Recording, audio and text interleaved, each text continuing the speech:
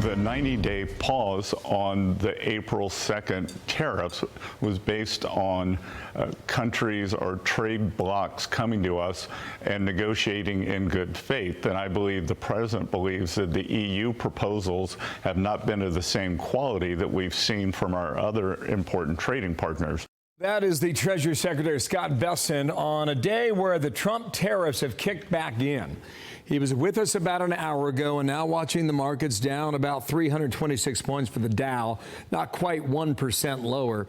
President Trump's rationale for threatening 50% tariffs on the EU. Apple also facing a potential hit. Edward Lawrence following all of this now. Fox Business, North Lawn. Edward, what are we to make of it now? Hello to you. Yeah, and Bill, I guess a little bit of breaking news. I can tell you a source familiar with the conversation tells me that the top EU trade negotiator will talk with the U.S. trade representative in 30 minutes about these social media posts. Now, the President Trump on social media posted this: the talks with them are going nowhere. He adds that I'm recommending a straight 50% tariff on European Union starting on June 1st, 2025. There is no tariff if the product is built or manufactured in the United States. The Treasury Secretary saying there's a bureaucracy problem within the EU.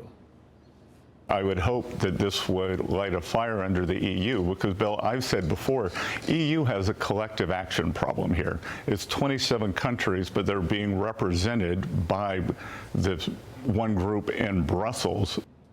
Now, some market experts say that these social media posts are keeping the economy on the softer side and affecting the Dow. Listen. Is keeping uncertainty, both consumer and business uncertainty, very high. And I think we've entered a period of what we're calling kind of a soft patch in the economy. Businesses are going to be reluctant to spend in this environment. Consumers are going to be reluctant to spend. Businesses will be reluctant to hire people. So the Federal Reserve Board of Governor Chris Waller, in my exclusive interview yesterday, also raised this concern, and he has a vote in setting rates, interest rates, in every meeting. This is what I'm hearing. CapEx of investment spending is just frozen, and they're just waiting to clear up some of the tariff uncertainty. The key thing is that they're not canceling anything. They're just pausing it until they get better clarity on what's going to happen. He expects a boom when that clarity happens. The president also calling out Apple, saying that they should make iPhones here in the United States, or he will put a 25% tariff on iPhones. A source familiar with the conversation tells me that the president met Tim Cook, the CEO of Apple, last Wednesday. Back to you, There's Bill. action. Good work, Edward. Nice to see you. Edward Lawrence at the White House. Well, gas prices are hitting a 4-year low as 39 million Americans are expected to hit the road for getaways during the Memorial Day weekend. Right now, the average price for a gallon of regular, $3.19. That is down from $3.61 a year ago. Doug Burgum is Secretary of the Interior and the former governor of North Dakota. Mr. Secretary, thank you for being here. What do you think is driving these prices down? You know, looking at this graph, they have remained steady and below the average that we were seeing from 2022 to 2024. What do you attribute this to? Well, I think the market understands that President Trump is committed to unleashing American energy. And as we continue to take actions across the whole of government to lower the regulatory burden that was placed on the oil and gas industry by the Biden administration. We're helping to lower costs. We're helping to drive more capital investment going forward. And I think the market understands that supply is going to increase in the future. So this is great news as families, head out to enjoy a national park, a U.S. Fish and Wildlife Refuge, or one of the great state parks this weekend. They expect a record 45 million people on the road. So hope everyone will drive safe. Might have also been, buoyed by some of the news that we saw out of the Hill. You had a victory in the House for the big, beautiful bill.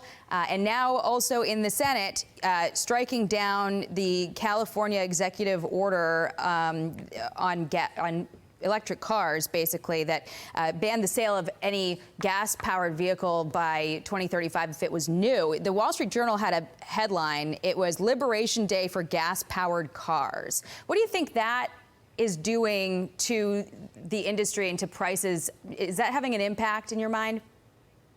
Well, it's going to have an impact for sure on the auto industry because there was as many as 11 other states that had followed California down this path of climate extremism, saying that, hey, we're going to ban gas-powered cars.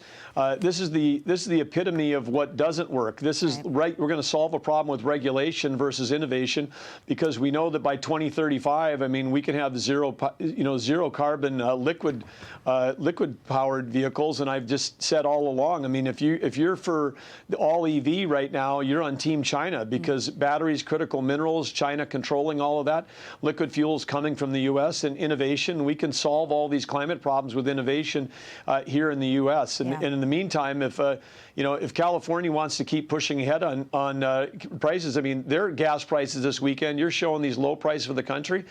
California is right at $5 a gallon of gas in California. I mean, they're driving out their citizens, they're driving out their businesses, and they should be thanking the Senate for helping repeal these things that are killing their economy. Yeah.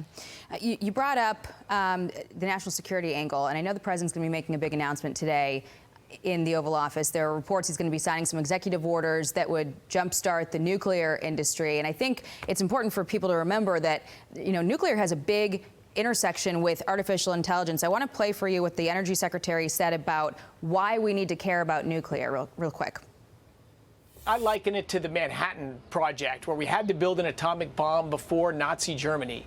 China is going all out on AI, and it has massive national security implications, as well as the business productivity and consumer products. The biggest challenge is going to be building the electrical grid and the electric production infrastructure, not oil and gas production, but electricity production.